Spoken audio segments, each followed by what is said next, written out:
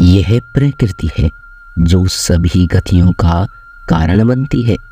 अहंकार से मोहित मूर्ख उस धारणा को धारण करता है जो कहती है मैंने किया है।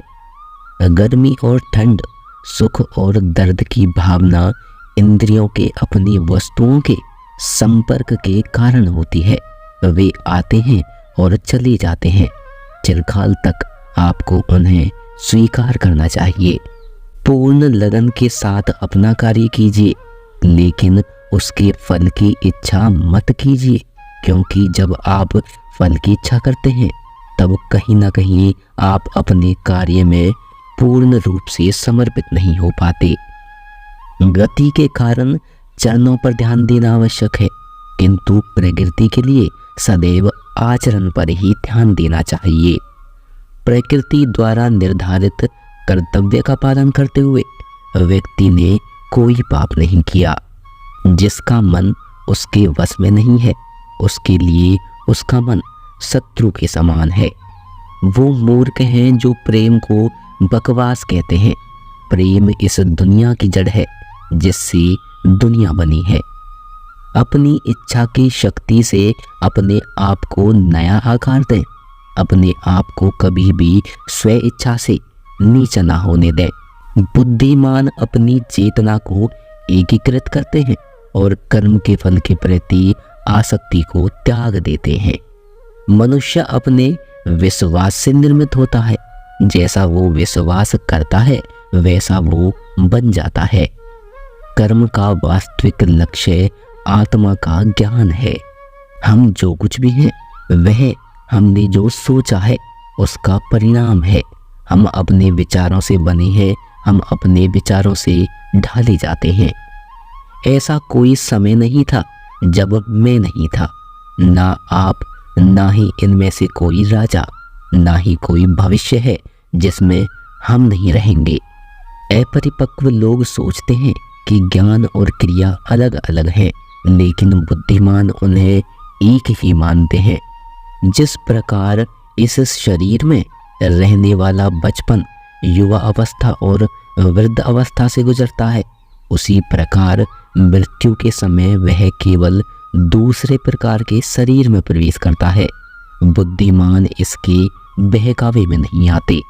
ना ये शरीर तुम्हारा है, ना तुम इस शरीर के हो। यह तो अग्नि, जल, वायु, पृथ्वी और आकाश से बना है और इसी में मिल जाएगा। परंतु आत्मा स्थिर है। फिर तुम क्या हो? तुम अपने आप को मुझे अर्पित करो। यही सबसे उत्तम सहारा है। जो इसके सहारे को जानता है वह भय, चिंता, शोक से सर्वदा मुक्त है। जो कर्म में अकर्म देखता है और अकर्म में कर्म देखता है वह चतुर है। कोई भी व्यक्ति जो अच्छा काम करता है उसका कभी भी बुरा अंत नहीं होगा, चाहे यहाँ या आने वाले संसार में।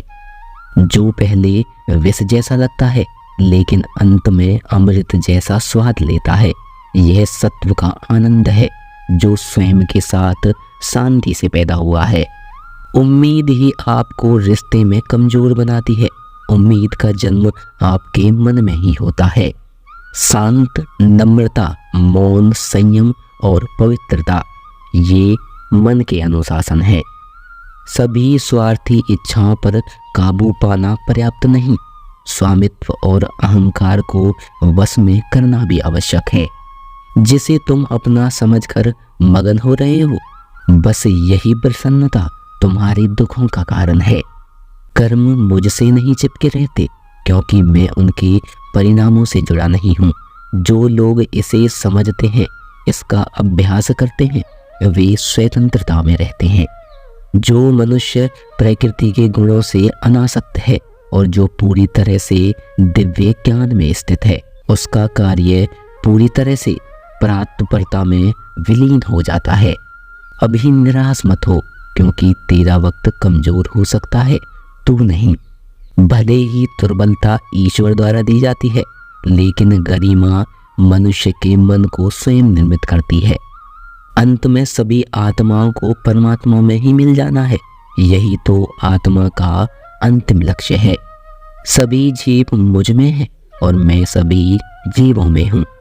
आज वो तुम्हारा है, कल वो किसी और का होगा, इसलिए व्यर्थ का पछतावा मत करो। वर्तमान में जीना और उसका अनुभव ही जीवन है। दोस्तों, आज की इस वीडियो में बस इतना ही। आशा करते हैं आपने इस वीडियो से बहुत कुछ सीखा होगा। मिलते हैं जल्द ही एक और नई ज्ञानवर्धक वीडियो के साथ। अपना ख्याल रखिएगा। धन्यवाद। जय श्री कृष्णा।